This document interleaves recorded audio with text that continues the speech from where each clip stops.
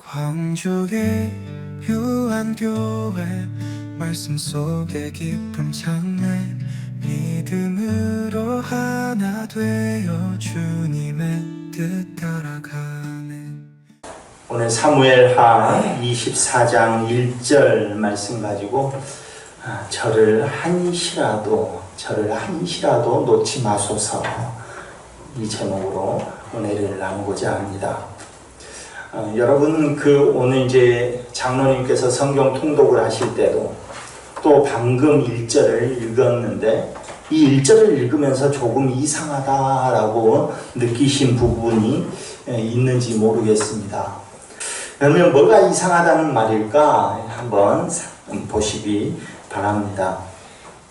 오늘 본문 말씀은 하나님께서 이스라엘을 치시려고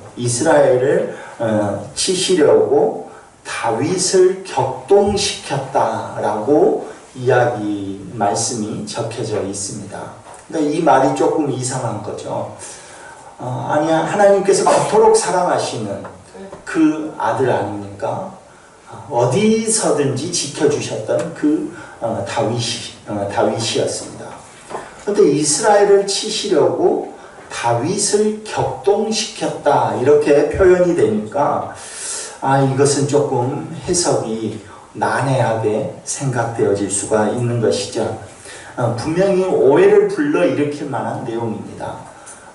아니, 다윗은 그러고 싶지 않았는데, 인구조사를 하고 싶지 않았는데 하나님께서 마치 너 인구조사를 해 하고 옆에서 막 쿡쿡 찔러가지고 그 마음을 격동시켜서 인구조사를 시킨 것처럼 읽힐 수 있는 그런 구절이기 때문입니다.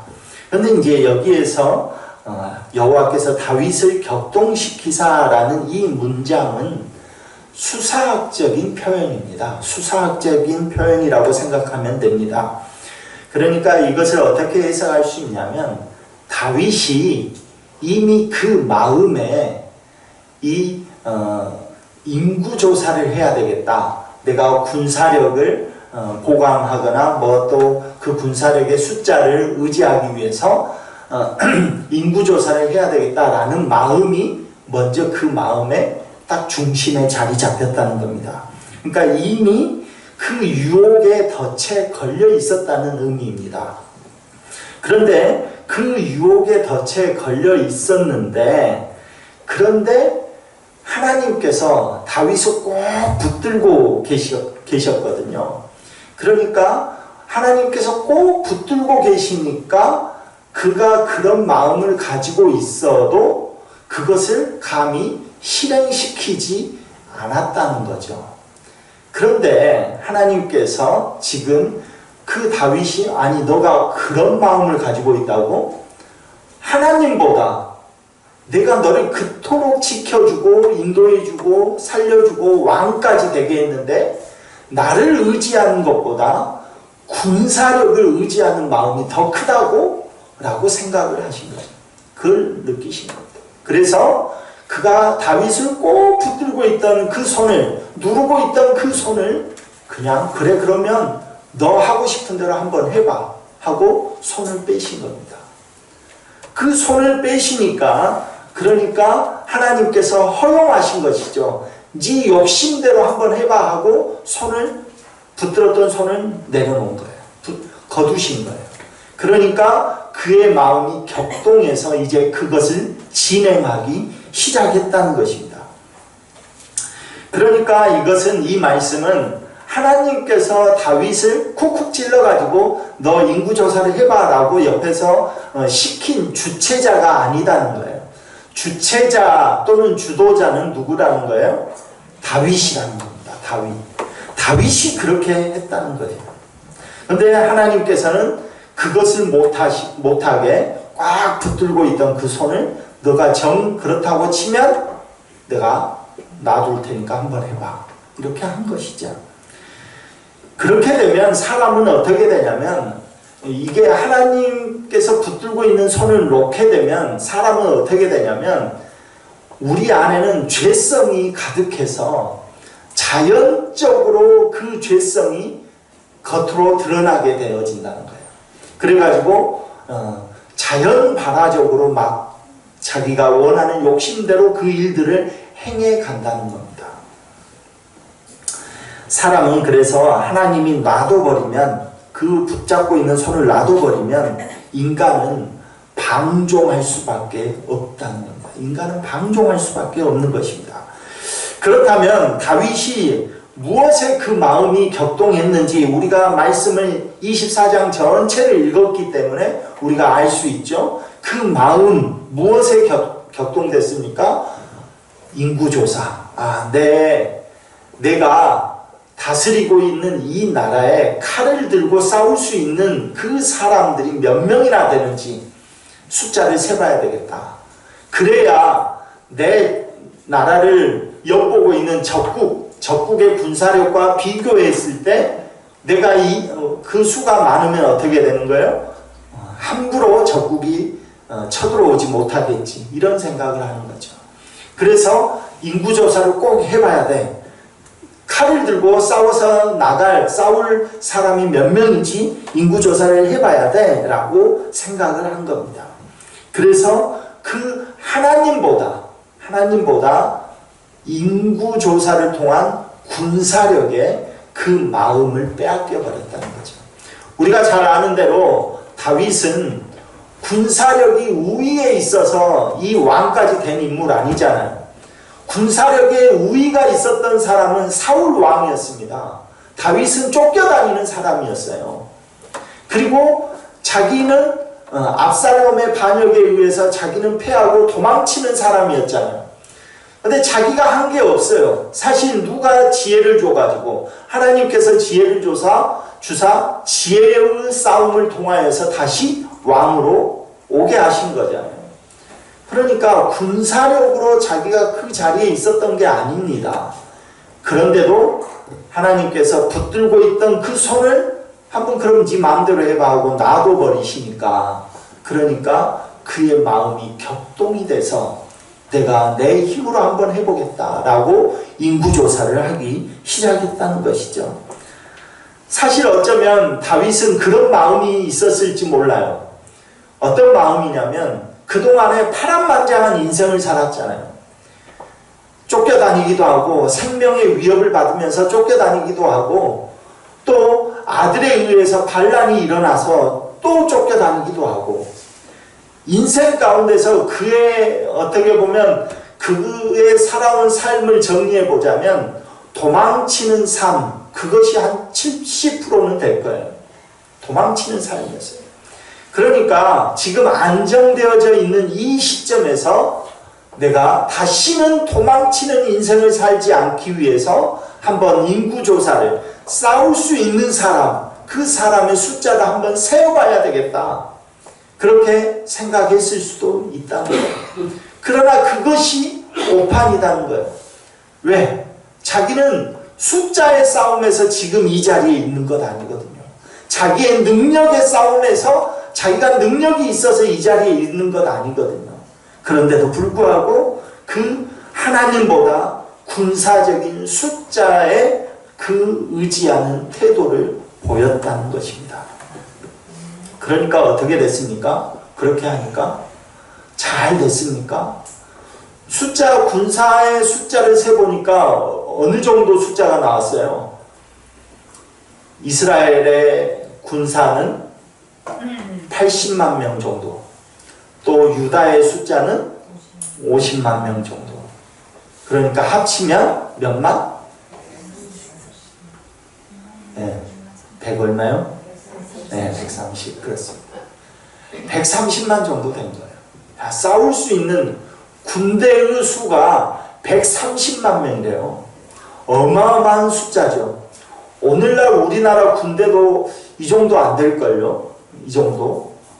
지금 군인들 숫자도. 그러니까 어마어마한 숫자가 된 거예요. 그러니까 어떻게 되겠어요? 좀 안심이 되겠죠. 숫자에 안심이 되기 시작한 거예요. 숫자에. 그러자 하나님께서 그를 징계하시죠. 어떻게 징계합니까? 3가지를 줍니다. 너가 선택해. 그 중에 선택한 게 뭡니까? 전염병, 3일간 전염병을 선택을 합니다. 그런데 그 3일간의 전염병이 이스라엘 전역에 퍼져가지고 몇만이 죽습니까? 7만 명. 어마어마한 숫자가 죽습니다. 한 사람의 잘못된 판단 또는 하나님께서 손을 한순간 거두시니까 3일간 그 손을 거두시니까 7만 명이 죽게 되어진 것이죠. 이것을 보면 우리 인생에 있어서 가장 안 되는 부분이 뭔가 하는 것을 우리가 다윗을 통해서 볼 수 있습니다. 제일 안 되는 게 뭐겠습니까? 여러분, 하나님을 믿는데 제일 안 되는 게 뭐예요? 제일 안 되는 거. 하나님을 믿는 데 있어서 제일 안 되는 게 뭡니까? 네, 다 잘 되고 계시구만요. 다 하나님의 은혜입니다. 제일 안 되는 것이 뭐냐면,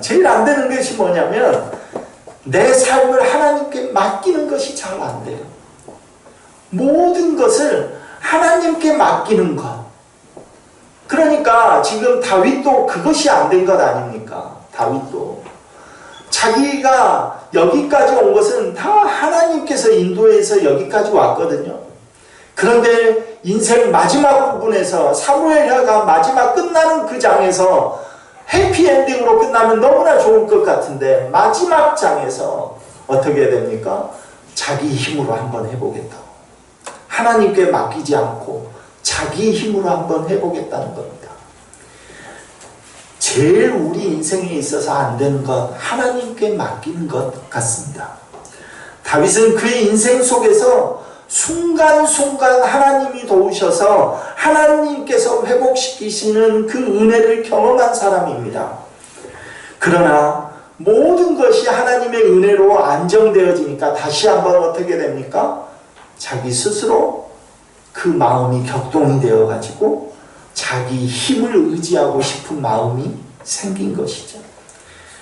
사실 우리들도 그런 것 아닙니까? 오늘날 우리들도, 오늘 살고 있는 우리들도 순간순간 여러분의 인생의 아주 전환점 같은 그 순간순간마다 하나님께서 은혜를 베푸셔서 이 자리에 있게 하셨거든요. 그 순간순간마다, 어려울 때마다, 힘들 때마다, 여러분이 그 눈물로 기도할 때마다 하나님이 도우셔서 그 은혜를 베푸셔서 이 자리에 있게 하신 거거든요. 근데 우리는 좀 이제 살만하고, 좀 이제 안정되어지고, 그래, 이 정도면 됐어. 내 집에 숨겨둔 통장이 3개는 있으니까 다행이야. 뭐 이런 생각. 그런 생각이 들 때부터 어떻게 됩니까? 전염병이 시작이 되어지는 거죠. 어떤 전염병이 시작됩니까? 죄의 전염병. 죄의 전염병이 우리에게 오는 것이죠. 그래서 우리가 제일 안 되는 부분, 하나님께 내 모든 것을 맡기는 것, 이것을 위해서는 우리가 평생 그것을 위해서 기도해야 합니다. 그런데 이 죄의 전염병과 같은 이 아픔, 이것을 겪고 나서 좀 안정되잖아요. 그래서 이제는 여러분이 기도해야 되는 게 뭐냐면 그런 것 같습니다. 우리는 다른 무엇보다도 여러분이 기도할 때 항상 기도해야 될 제목 한 가지가 뭐냐라고 한다면 오늘 설교 말씀 제목 이 한 구절입니다. 주님, 저를 한순간이라도 놓지 말아 주십시오. 단 한순간이라도 놔버리니까 다윗의 그 나라가 쑥대밭이 되잖아요. 그렇게 어렵게 일구어 놓은 그 나라가, 그래 너가 그런 마음을 품었다고? 내가 그럼 네 마음대로 한번 해봐 하고 내가 내 손을, 너를 누르고 있던 그 손을 내가 풀어볼게 하고 푸는 순간 어떻게 됩니까? 3일간 7만 명이나 되는 사람들이 다 죽게 되는 것이죠. 그래서 어쩌면 오늘 우리가 항상 기도해야 될 것, 내가 안정되든지 또는 불안정하든지 또는 내 어려움이 해결되어졌든지 해결이 안 됐든지 상관없이 우리가 늘 항상 기도해야 될 제목은 바로 주님 저를 한시라도 한순간이라도 놓지 말아 주십시오 라는 기도인 것입니다. 우리는 많은 세상의 유혹 앞에 서게 됩니다. 지금 이 순간에도 여러분들 많은 유혹을 이겨내고 여기에 온 것 아닙니까? 그렇죠? 네, 그것 이겨내고 오신 거예요. 우리 정창성 성도님은 얼마나 많은 유혹을 이기고 이 자리에 지금 거의 1년이 가까울 정도로 이 자리에 와 있겠습니까? 네. 한순간도 우리는 유혹 앞에 서지 않는 데가 없습니다. 그런데 그 유혹 앞에서 우리를 격동시켜가지고 우리의 마음을 격동시켜가지고 시시때때로 우리를 넘어뜨리려고 하는 사탄이 기다리고 있다는 거예요. 그런데 그 사탄도 하나님이 붙잡고 계신다면 어떻게 할 수가 없거든요. 그러니까 우리가 그 욥기서에서 그러잖아요. 욥이 시험을 당할 때 사탄이 하나님께 저것이 모든 것이 잘 되니까 저럽니다. 한번 하나님이 손을 놔둬보십시오. 그렇잖아요. 저가 어려움이 생기면 하나님 욕할 겁니다. 그렇게 말하죠. 허용을 하시니까 그때 사탄이 욥을 힘들게 하잖아요. 그것처럼 하나님께서 우리를 붙드시고 계시면 시시탐탐 호시탐탐 우리를 노리고 있는 그 사탄도 어찌할 수가 없는 겁니다. 그래서 우리는 주님 한순간이라도 저를 놓지 말아 주십시오. 그렇게 기도해야 된다는 것입니다. 그러나 우리는 언제든지 또 다윗처럼 언제든지 세상의 유혹 앞에 마음이 격동될 수밖에 없는 또 죄인들인 것도 사실입니다. 그러니까 우리가 어떻게 해야 된다고요? 기도해야 된다. 그러니까 우리가 기도해야 됩니다. 주님, 저를 한시라도 놓지 말아 주십시오.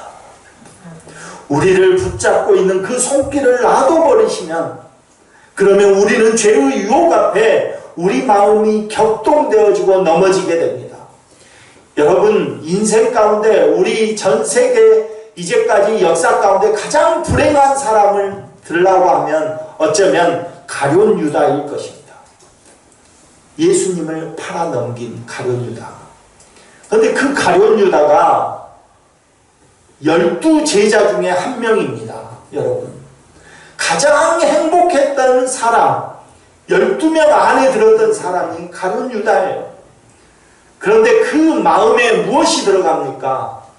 돈에 대한 욕심이 들어갑니다. 돈에 대한 욕심. 그 돈에 대한 욕심이 그 마음을 격동시키니까 주님께서 네가 하고 싶은 대로 해라. 오늘 저녁에 네가 하고 싶은 대로 해라 라고 하잖아요. 그러니까 달려가가지고 그 마음이 격동된 채로 달려갑니다. 누구한테로? 제사장에게. 달려가서 내가 예수님을 붙잡아 죽일 수 있도록 내가 신호를 주겠다. 이렇게 하잖아요. 그런데 제일 처음에 그의 마음이 격동된 것은 돈에 대한 욕심입니다. 그게 뭐였냐면 요한복음 12장을 보면 가룟 유다를 뭐라고 지칭하냐면 돈꾀를 맡은 사람이다. 이렇게 지칭하고 있어요. 돈꾀를 맡은 사람이다. 어떤 돈꾀요? 예수님과 제자들이 전도 활동을 할 때 쓰는 그 비용, 그 돈을 맡아서 움직이는 사람이다 라고 기록됩니다. 요한복음 12장입니다. 그런데 그 요한복음 12장에서 뭐라고 또 말을 하냐면 저는 도둑놈이다 이렇게 말합니다. 도둑놈이다. 왜? 그 돈꾀에서 돈을 훔쳐가는 사람이었다라고 말합니다. 그러니까 그 사람이 돈에 대한 욕심이 딱 그 마음에 자리 잡고 있는 것이죠. 그래서 이 막달라 마리아가 자기의 향유 옥합을 깨뜨려서 예수님의 발을 씻는 장면이 똑같이 그 요한복음 12장에 나옵니다. 초반부에. 요한복음 12장에 나오는데 그때 옥합을 깨서 이 예수님의 발을 씻으니까 가룟 유다와 제자들이 뭐라 하냐면, 특별히 가룟 유다를 돈을 훔쳐가는 사람이다 하고 표현하기를, 그가 어떻게 말합니까? 그 막달라 마리아를, 야, 이 향유 옥합을 팔아가지고 300데나리온에 받아서 가난한 자들에게 나눠주었으면 좋았을 것을 네가 허비하는도다, 이렇게 말을 합니다. 이미 그 안에 돈에 대한 욕심이 딱 자리를 잡으니까 예수님의 발을 씻는 것조차도 돈과 연결되어지는 거잖아요. 돈과 연결되는 겁니다. 그리고 그는 어떻게 됩니까? 결국 어떻게 됩니까? 예수님을 팔아넘깁니다. 돈에 의해서. 돈을 받으려고 예수님을 팔아넘깁니다. 돈의 욕심이 그의 마음에 자리 잡으니까 예수님께서 그 붙잡고 계시는 그 손을 놔두시고 오늘 저녁 네가 하고 싶은 일을 해라 라고 하니까 그가 예수님을 팔아넘기고 결국에는 자기도 자결을 하는 그런 비참한 인생을 맞이하잖아요. 그러므로 우리들도 그런 겁니다. 우리가 어떻게 마음속에 좋은 것만 생각합니까? 그러지 않잖아요. 우리 살아가면 어떨 때는 저 인간을 한번 때려주고 싶고 저거 어떻게 한번 발을 걸어가지고 넘어뜨려 버려야 되는데 이런 생각도 하시죠? 네. 네. 지금 나는 안 그러는데 하고 웃으시는 겁니까? 네. 집에 있는 남편이 미워지고 이제 한번 눈을 때려야 되는데 이런 생각도 하시고, 다 우리는 좋은 생각을 할 수 없어요. 그러나 그럼에도 불구하고 우리가 이 자리에서 서 있을 수 있는 것, 그 유혹에서 넘어지지 않는 것은 주님이 우리를 꼭 붙들고 계시기 때문이라는 겁니다. 주님이 붙들고. 그래서 우리는 기도할 때마다 주님 한시라도 나를 놓지 말아 주십시오. 한순간이라도 나를 놓지 말아 주십시오. 나를 놓는 순간 나는 죄의 길로 아주 제일 빠르게 달려갈 인간입니다 라고 기도해야 된다는 겁니다. 우리를 붙잡고 계시는 그 손이 있는 상황에서는 절대로 우리가 망하는 길로 가지 않습니다. 하나님을 의지하기보다 나의 능력과 생각과 노력을 의지하는 것이 혹시 있으십니까? 그거 마음에 계속 담아두지 마십시오. 어느 순간, 한순간 주님 붙잡고 계시는 손을 놔둬버리면 그러면 우리는 그 죄의 길로 인하여서 죄의 전염병으로 달려가게 되어진다는 겁니다. 그리고 그 나의 능력과 생각과 노력을 의지하는 것, 하나님보다 더 그것을 의지하는 것을 내려놓고 우리는 기도해야 됩니다. 어떻게 기도해야 됩니까? 주님, 저를 한시라도 놓지 마소서. 저를 한시라도 놓지 말아 주십시오. 이렇게 기도해야 된다는 겁니다. 오늘 간절히 바라기는 하나님, 저를 한시라도 놓지 말아 주십시오 라고 하는 이 고백이 우리 유한의 성도들 모두에게 항상 함께 있기를 간절히 소망합니다.